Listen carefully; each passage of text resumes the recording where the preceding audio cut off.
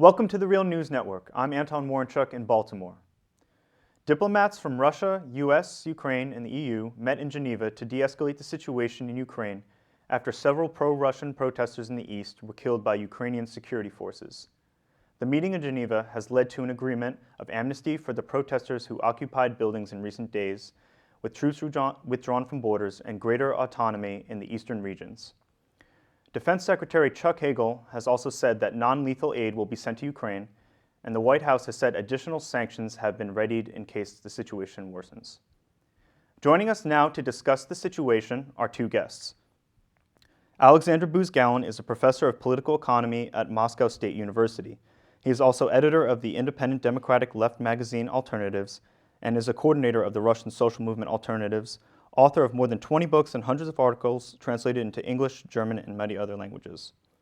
Also joining us is John Quigley. He's a professor emeritus of international law at Ohio State University and has dealt with conflicts between Ukraine and Russia arising from the breakup of the USSR on behalf of the Organization for Security and Cooperation in Europe. Thank you both for joining us. Thank you for invitation and the opportunity to discuss with you this very important question. So, Aleksandr, let's start with you. What role has Russia played in the protests that have taken place in East Ukraine?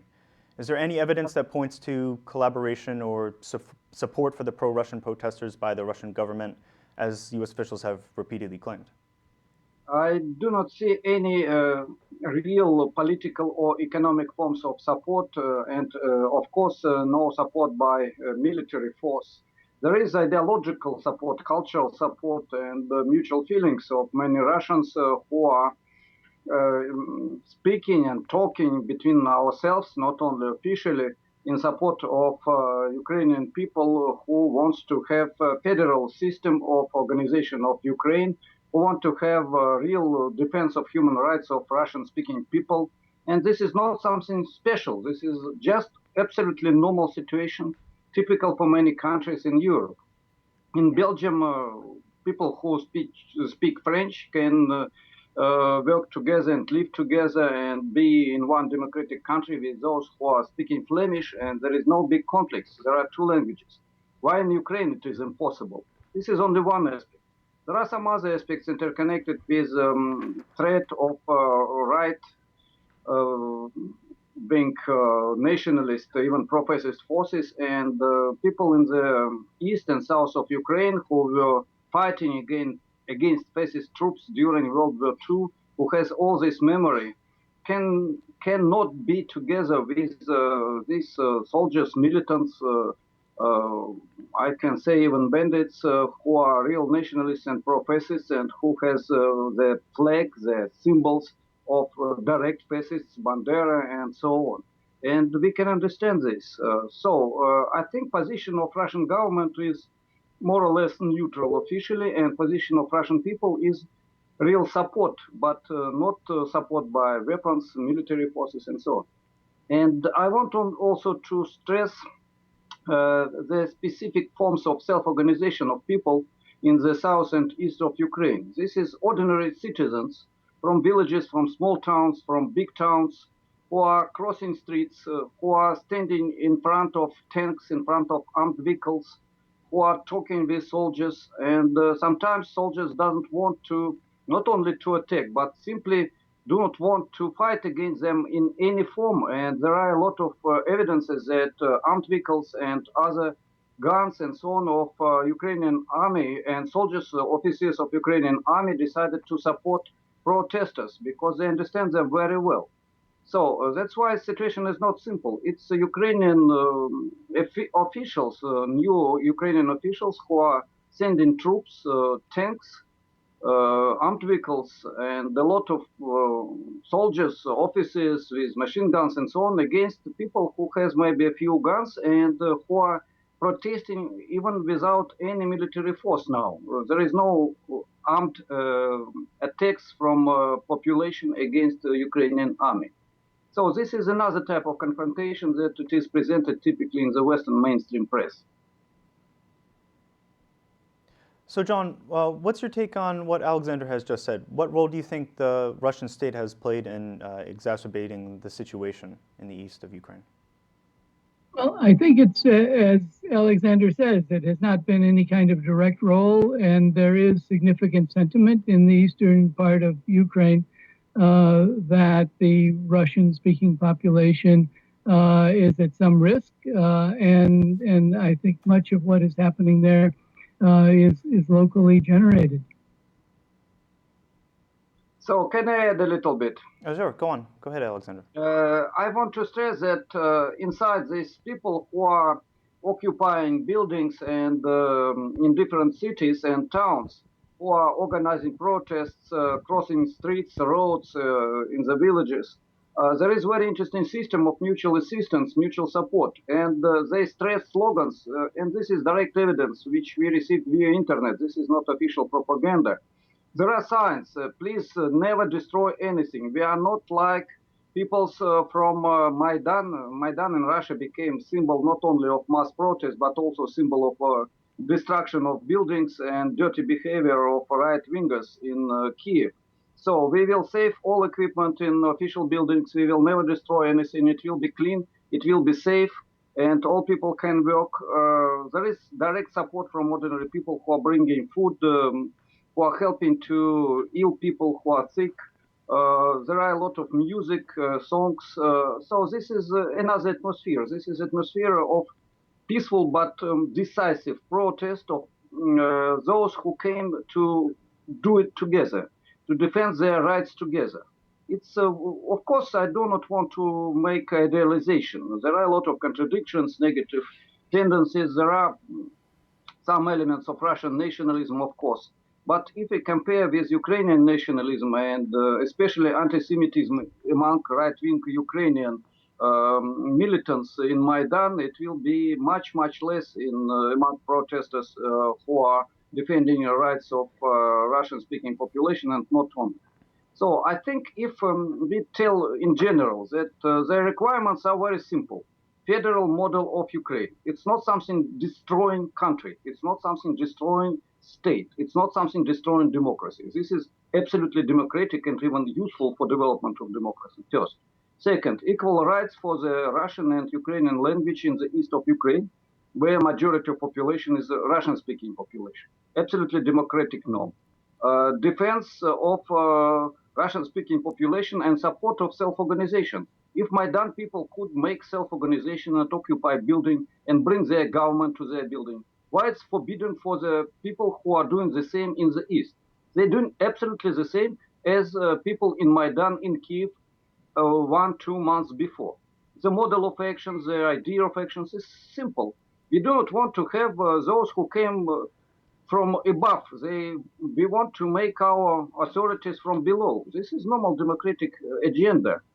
And it's possible and necessary to have normal negotiations about peaceful solution of this contradiction with these people. Not only amnesty for them, but it's important to take into consideration their rights and their requirements and their opportunity and their will to be in the power to make self-management, regional self-management organs, powerful self-management organs. I think it will be useful for Ukraine in general, useful for Ukrainians, for Jews, for Polish people, for Russian-speaking people in this multinational country.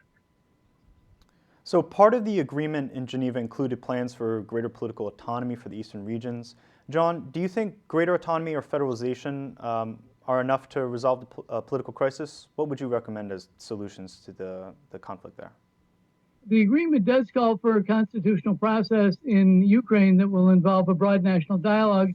It doesn't specifically use the term federalism, and my understanding is that Mr. Lavrov is not insisting that it be federal in a formal sense. Be substantial autonomy. Whether that will hold in the long run, I think, remains to be seen. It might be helpful if there is some kind of international oversight of that autonomy to ensure that it is real, and that would be helpful. But this is an agreement that is entered into by Russia and the United States, a very informal agreement, but one that involves Ukraine. In that sense, it's a rather strange joint statement. You have two countries making an agreement as to what's going to be done by a third country. Presumably, the United States is in communication with the authorities in Kiev before agreeing to these propositions. So Putin has also said that the Russian parliament has approved Russian military action in eastern Ukraine. Do you think that there is still a possibility of military confrontation along the border of Ukraine and Russia, or are diplomatic efforts like we've seen in Geneva averting this possibility? Well, it seems that this agreement is aimed at ensuring that that's not going to occur, but I mean, that'll have to be seen. There's actually nothing in the agreement about the Russian troops that are on the border. There's nothing in the agreement about the sanctions from the West. There's nothing in the agreement about Crimea. It's all about the domestic situation, but the implication is that if the domestic situation is dealt with, that will involve de-escalation on both sides. And Alexander, do you think that violent confrontation or violent conflict between Ukraine and Russia is still an open possibility? I don't think so. The only problem which I see is a real very big threat of bloody confrontation between Ukrainian army and special troops, right sector militants from one hand, and people who are defending their rights in the cities in the east and south of Ukraine from another hand. This is possible, and this can be very bloody. I don't think that Russian troops will support Russian-speaking population and will cross the border of Ukraine even in such situation. But we must understand and must stress that if it will be blood, the responsibility will be on the hands of modern Ukrainian state, modern Ukrainian government, and so-called president, and so on and so far. That's why now I think among very important requirements and the requirements of the Western media, Western civil society can be withdrawal of Ukrainian troops from the east and south of Ukraine. This is absolutely not normal when troops are fighting against population of their country. And this is even forbidden by constitution. So I think it's important. And only in this situation, people will talk with Ukrainian central government about another model of mutual cooperation or maybe mutual confrontation, but without using of the violence. By the way, I want to stress that in the buildings occupied by East Ukrainian people, there is a special order that we will not use armament, we will not use force if we are not under the direct fire of Ukrainian army or right sector or anybody else. So they do not want to shoot, they do not want to kill anybody. And when people are crossing roads without any armaments and tanks, armed vehicles, hundreds of people with guns are attacking them, this is another model of confrontation, by the way, that it is presented in the West. This is not confrontation of Russia against Ukraine. This is confrontation of Ukrainian people, because in the East, Ukrainian people are living. This is confrontation of Ukrainian people against central Ukrainian modern government. This is the case, and it's necessary to stress this. This is confrontation of government against Ukrainian people, part of Ukrainian people.